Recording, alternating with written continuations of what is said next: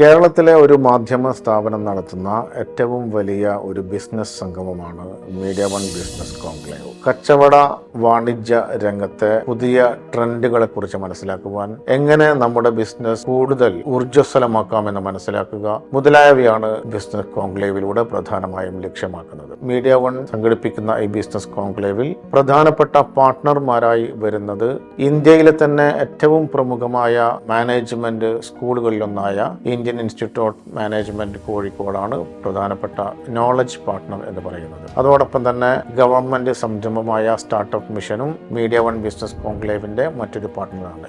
3 വേദികളിലായി 15ഓളം സെഷനുകളിൽ നടക്കുന്ന ഈ പരിപാടിയിൽ 50-ലധികം വിദഗ്ധരാണ് പങ്കെടുക്കുക. 1500-ലധികം ആളുകൾ പങ്കെടുക്കുന്ന ഈ പരിപാടിയിലേക്ക് ഏവരെയും സ്വാഗതം ചെയ്യുകയാണ്.